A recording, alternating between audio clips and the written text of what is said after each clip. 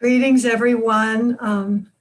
Thank you so much for making time today to join me in this presentation of Sappho and Isadora, once again this time. I would like to thank the Center for Hellenic Studies for inviting me to be a visiting artist for this year. It's been a fabulous experience, and I have learned so much. And for those of you who are present now who are presenting artists, thank you for all that I've learned from you. And I hope that my presentation will be just one more drop in that beautiful ocean of knowledge we have between us. I would also like to thank Lana Coley and Zoe Lafis for all the help that they've given me for this presentation. And also Gregory Naj. Gregory, I've read so much of your work on Sappho, and it's been very inspirational to me. And also you inspired my title. So thank you for all of that. As Lana mentioned, I'm the founder and director of Word Dance Theater. We are a modern dance company whose mission is to preserve the Duncan legacy, but also to expand it. However, I did not start out as a Duncan dancer. In my small town in Texas, we didn't even have modern dance. I studied ballet and jazz as a child. And then in college, as I got my dance degree, it was more based in the Humphrey Lamone technique of fall and recovery. So it wasn't until 2005 when I was performing in a concert that celebrated the pioneers of modern dance that I met Jean Bershani, who is the director of the Isadora Duncan International Institute. And that was when I discovered, to my great delight, the art form of Isadora Duncan, who actually I knew her name, but didn't even know that any of her work was still in existence. I immersed myself in studying the Duncan technique with Jean as my mentor and teacher.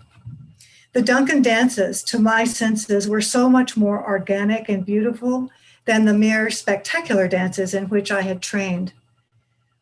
I loved Isadora's courage in celebrating the beauty of the female body, and as Rodessa Jones said in her presentation, the body as a sacred garment. I loved that Duncan dance is based on breath and natural human movement with respect for the body. And so many years later, I am still growing in this rich legacy. I consider myself a bridge between the classical and the contemporary. Around that same time of 2005, I also discovered the poetry of Sappho. I was so enthralled with her poems that I created a performance titled Wild Hearts, Sappho and Isadora, which consisted of an actress reciting Sappho's poetry and dances created by myself, but in the Duncan style. I have continued to draw inspiration from Sappho and Isadora and other great female artists, past and present. And as Lana mentioned, I create dance events that weave movement, voice, and music to explore the emotional and spiritual experience of being human. Before we continue, let us come into our bodies through breathing and gentle stretching. So would you please, you don't need to stand up, but would you place your feet on the floor so that you're in touch with the earth? And then let's, right at the top, the V of the rib cage, which is called the solar plexus. I also think of it, and I think in yoga it's thought of as the heart center. Isadora intuited that this area was the source of movement. And so all of her dances, all of her movement begins from breath and from this place of the solar plexus. So let's close our eyes for a moment and just notice the breath coming in and out of your nostrils. As you inhale, you feel the breath coming in, and as you exhale, it gently moving out. Perhaps you also notice as you inhale the widening of the rib cage, and as you exhale the narrowing. And perhaps also you might notice a subtle lengthening of your spine as you inhale, and a softening as you narrow, as you exhale. So we see these rhythms, these beautiful movements already present in our body. These are movements that dances are created from. The next time you breathe in, let's let our arms extend upward so that our fingertips are reaching towards the sky, but at the same time, feel the base of your spine dropping down towards the earth. Take a breath in and reach up towards the sky and reach down with the base of your spine towards the earth, opening up space between the vertebrae. And then as you exhale, just simply we won't bring the arms down, but we'll just let ourselves soften into our back a little bit. Let's do that 2 more times. Breathe in and reach up and down at the same time, lengthening perhaps this time just a little further to get more release between the vertebrae and the spine, and exhale. And one last time, reaching up. And this time, as you exhale, would you allow the arms to come down and place the hands on the knees? Isadora, as you know, there was no modern dance at the time of Isadora's youth. So she looked to nature as inspiration, and she observed that the wave pattern existed throughout nature. She saw it in the ocean. She saw it in the way that the wind moved plants in the fields and in the trees. And she also intuited in the body that there was this energy pattern in the body that was like a wave. I'd like to work with that just a little bit. So you're sitting upright, take a breath in, and this time as you exhale, would you reach forward or come forward through the solar plexus as you exhale. And when you get to the point of stretch where you want to be, just let the head release. So you're like a wave coming towards the shore. And then on the inhale, draw back. The back body pulls you back and you come all the way from tail to head, up and over the crest of the wave, exhaling, coming forward again. So we're rolling through the spine from the base of the spine through the top of the head. One more time, exhaling, coming forward. Inhaling, coming back. And then would you rotate just a little bit towards your right so you get a different experience of this wave motion, exhaling, coming forward. You may find you're releasing a little bit more, even getting a little more fluidity in the spine. One more time on the right. Really let your breath guide you. And then we rotate towards the left gently. Breathing in, breathing out is the movement forward. Breathing in is the back body drawing back. One last time, unfurling from head to tail. And then coming back to your central axis and just relax, and on we will go.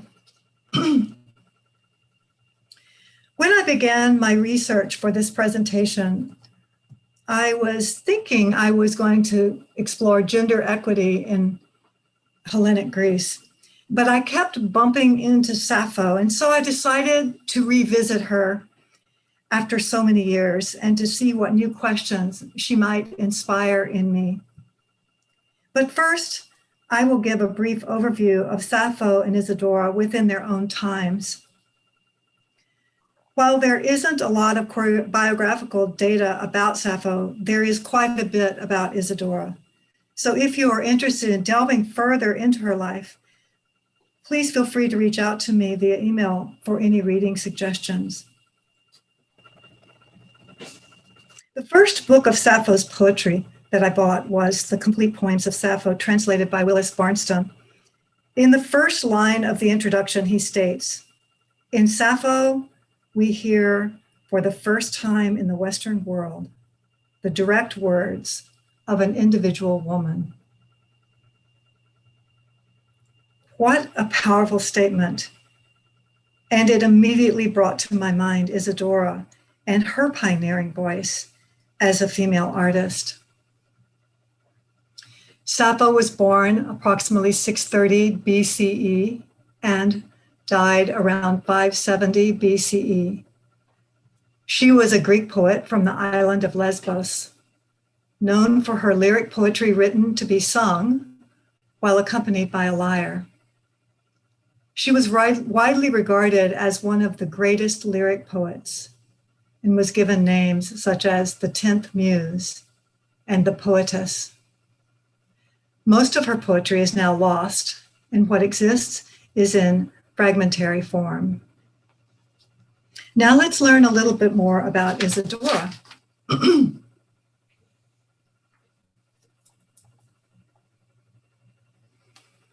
Isadora Duncan was born in 1877. I love this quote from Laredo Taft, who was a sculptor, writer, and educator who was a contemporary of Isadora's. He said, "This rare artist is poetry personified. She is not the 10th muse, but all 9 muses in one."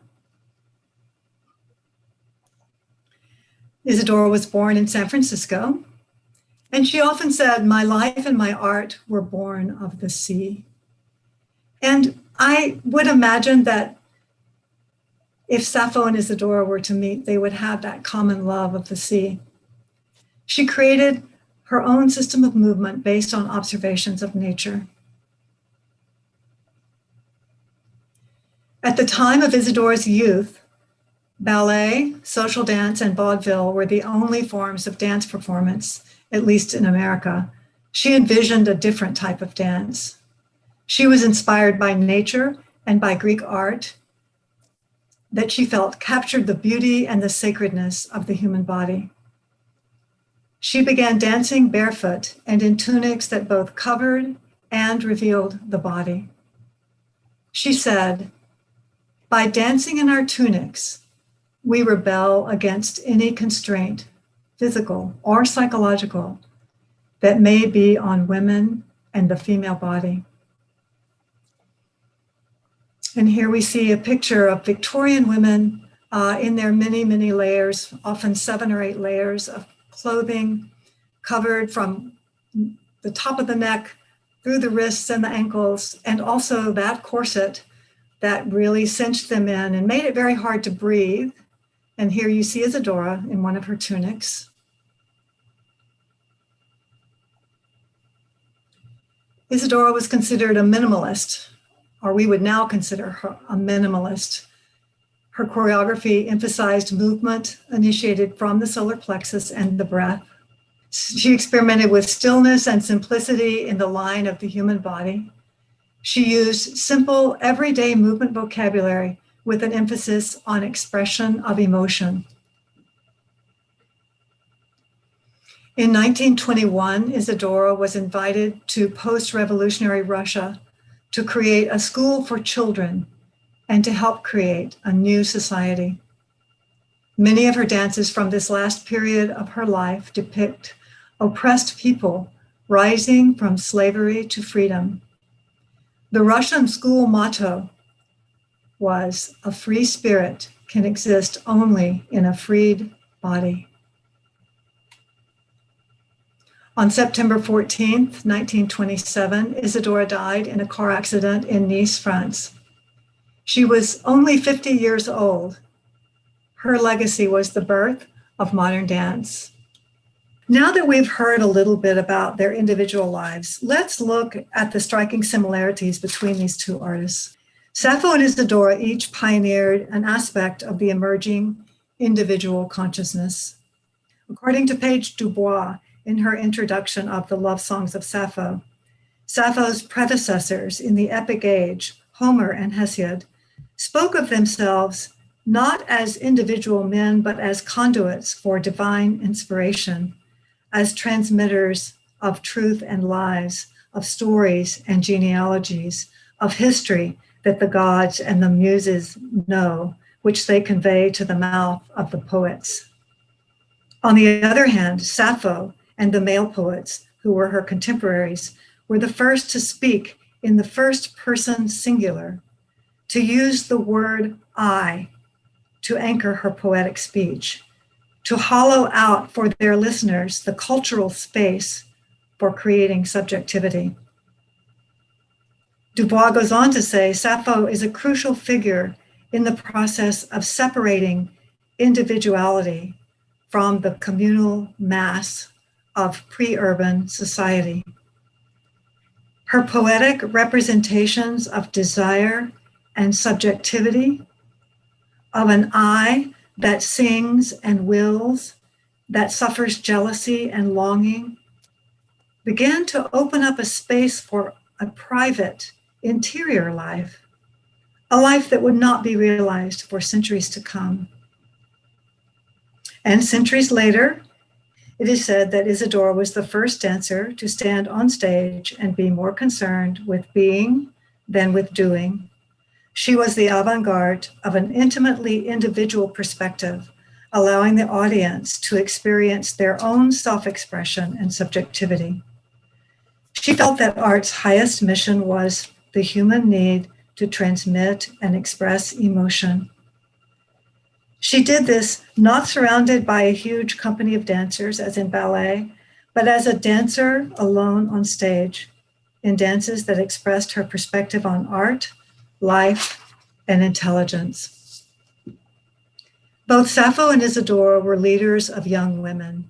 Sappho was probably a teacher of young women, or at least a convener of women's groups to talk about and do the things nearest and dearest to their hearts. With Sappho as such a dynamic personality, the girls became bound to her and to one another in an intimacy that was loyal, dramatic, and tense. For Isadora, the education of children through the medium of dance was central to her mission. She said, "Let us first teach little children to breathe, to vibrate, to feel, and to become one with the general harmony of nature. Let us first produce a beautiful human being, a dancing child." The first Isadora Duncan School of Dance was in Grunewald, Germany in 1904. The second school was in Paris in 1914, and the third school was in Moscow in 1921. The mottos of the schools was the highest intelligence in the freest body. Of her many students, 6 girls from the German school studied and performed with Isadora from their childhood until Isadora's death when they were young adults. They became known as the Isadorables. After the death of her 2 children, Isadora officially adopted the 6 girls. Much like Sappho's group, Isadora was their inspirational leader who trained them in the ways of art and excellence. The Isadorables became the conduits of the Duncan legacy. Both Isadora and Sappho lived in male-dominant cultures. Previous to Sappho, there were male poets with their epic celebrations of war and warrior culture.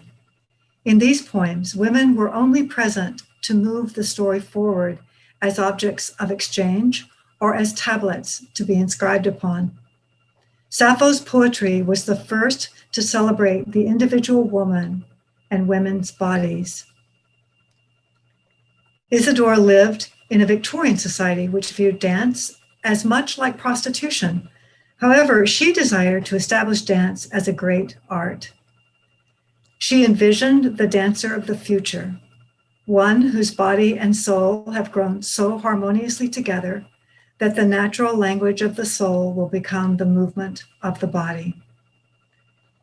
Ballet, the dominant concert form of her period, was populated by male directors, choreographers, and patrons. The ballets were designed for very large state-run companies and were based on spectacular productions drawn from cultural legends, myths, and fairy tales. Isadora danced alone on stage in her simple tunics with only gray-blue curtains as sets. Isadora also drew from mythology, but she was ahead of her time in interpreting the myths as metaphor for the individual human experience. She was the visionary of what became known as modern dance. Isadora and Sappho both died at the age of 50. After their deaths, both Sappho and Isadora's art was changed and lost by the passage of time and censorship. Sappho's songs circulated as scores for professional and amateur performers. 300 to 400 years after her death, Scholar librarians in Alexandria, Egypt, created a corpus of Sappho's lyrics in 8 or 9 books.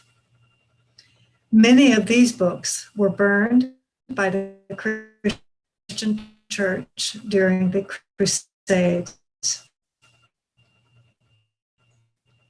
Some surviving poems on papyrus were stitched into vertical strips by the Egyptians for the use of wrapped mummies, randomly severing words and sentences into fragments. There were no films of Isadora in performance. Her repertoire was passed orally and through movement memory by 4 of the Isadorables to their students. Anna, Irma, and Maria Teresa Duncan founded schools in America, and Lisa Duncan taught in France. As with Sappho, Isadora was censored by the church for daring to perform in opaque silk tunics. On occasion, she was forbidden to perform for fear of upsetting the public with her attire. For example, in 1922, after a Boston performance, Reverend Billy Sunday exclaimed, "I'd like to be the Secretary of Labor for 15 minutes. I'd send her back to Russia and Gorky, that Bolshevik hussy." In 1879, papyrus strips of Sappho's poetry were unearthed in Egypt by English scholars B.P. Grenfell and A.S. Hunt. And today we have approximately 2,000 lines that create intelligible fragments of Sappho's poetry. Duncan was born in 1877, just 2 years after the resurfacing of Sappho. Today, approximately 100 of Isadora's dances are still in performance, along with many classroom exercises. And many of the dances were considered lost. Both Sappho and Isadora share a simple style, or at least they make us think it's simple. They both deal with love, friendship, affection in a way that creates the illusion of naturalness while often being amazingly subtle. They celebrate human relations from passion through intoxication to despair. To illustrate this, I will juxtapose a reading of Sappho's famous Fragment 31 with Duncan's choreography to Johannes Brahms's The 16 Waltzes, number 14. Both the poem and the dance seem to explore love as a battleground of erotic struggle as well as ecstasy. Fragment 31. He seems to me equal to gods, that man, whoever he is, who opposite you sits and listens close to your sweet speaking and lovely laughing. Oh, it puts the heart in my chest on wings, for when I look at you, even a moment, no speaking is left in me, no. Tongue breaks and thin fire is racing under skin, and in eyes no sight, and drumming fills ears, and cold sweat holds me, shaking, grips me all. Greener than grass I am, and dead, or almost, I seem to be. But all is not dared, because even a person of poverty, and here is Duncan's choreography to Brahms's Waltz number 14.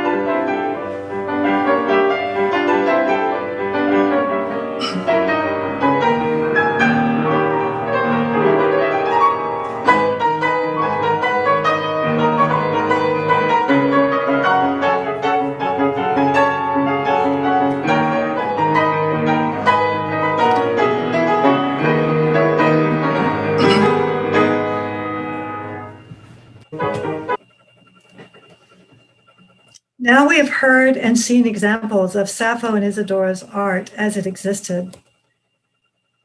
The question that arises for me is, what new has emerged from my readings and research this time?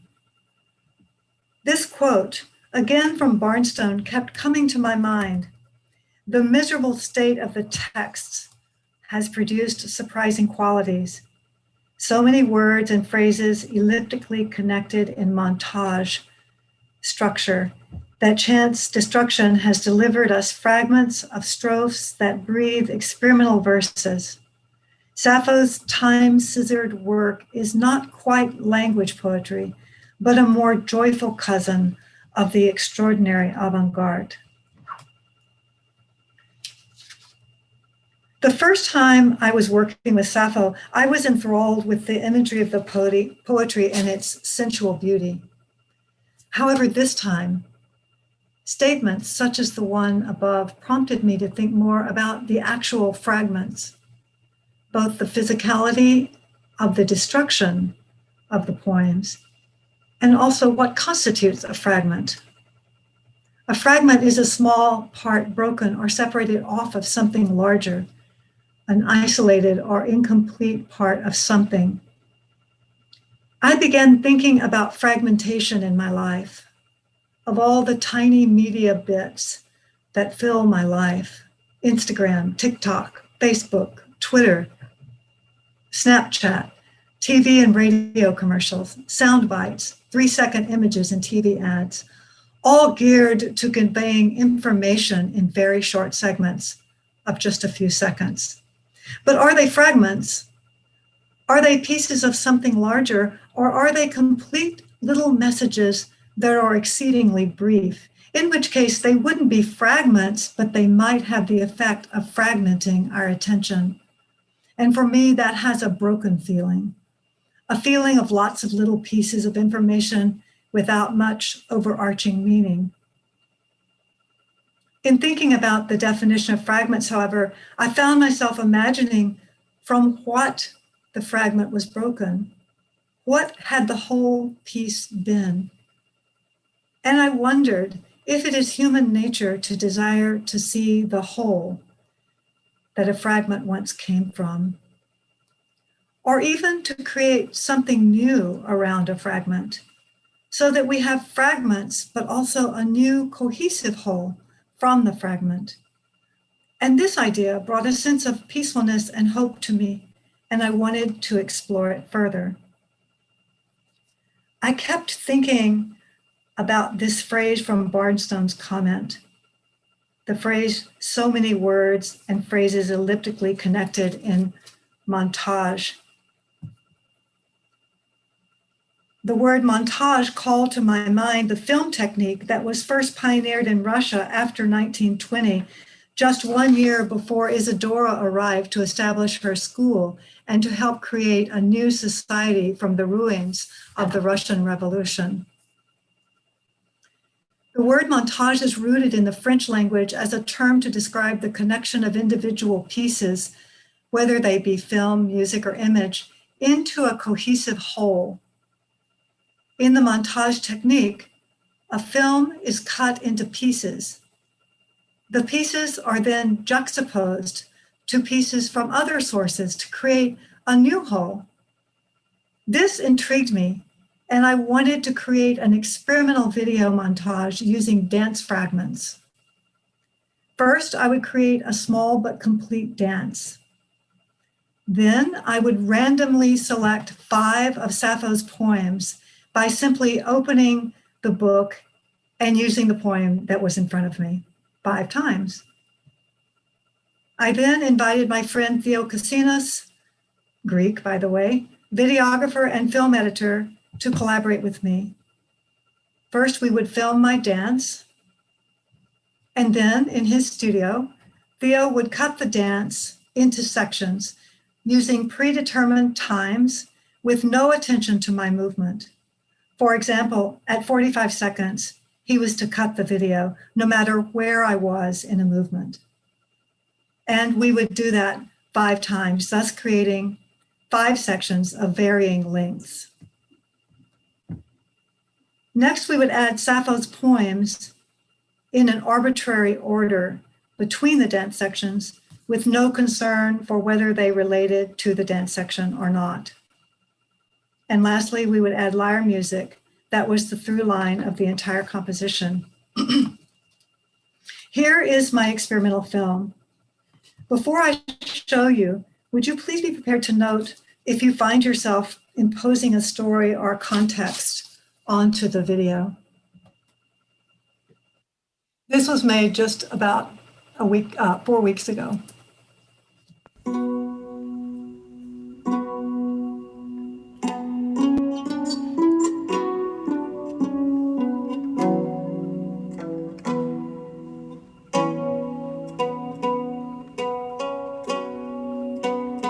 Deduce mena selana que Pleiades, messai de nuptes para dedicatora, ego de mona cateudo.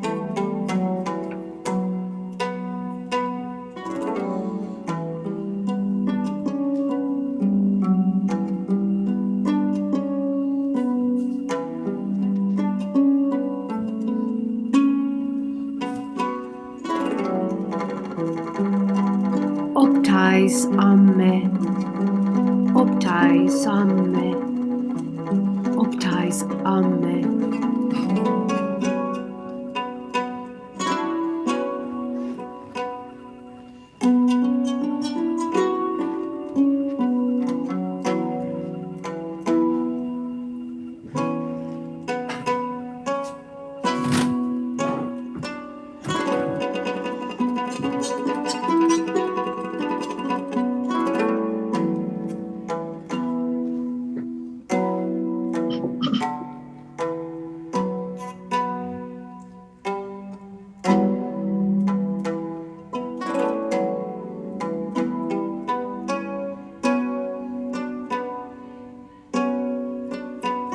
Oion to glucumalon, erefthetaia croi episdoi, acron epacrotatoi, nelathonto de malo dropes, humanic nelathont, alucadinante piscessa.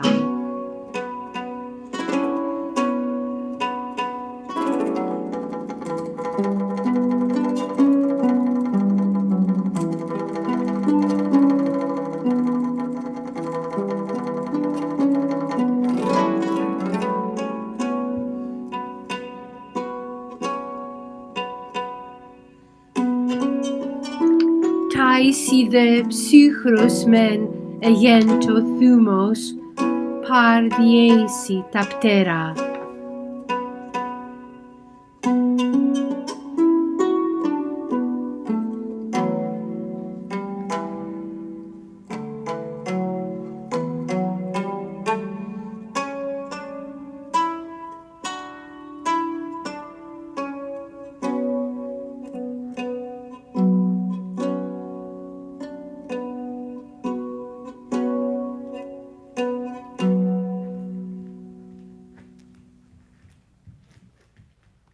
Mnas estai tina fami, kai eteron nameon.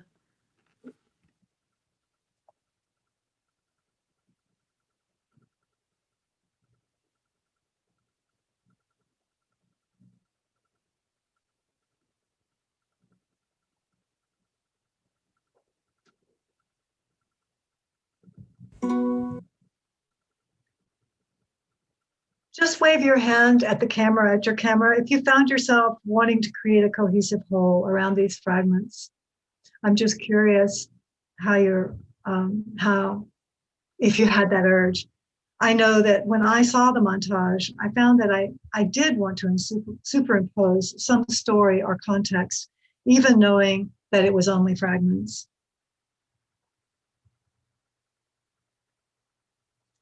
After making the montage, I wanted to experiment further, but with dancers. Since due to COVID, I couldn't work with my company in a studio, I had to imagine what a rehearsal might look like.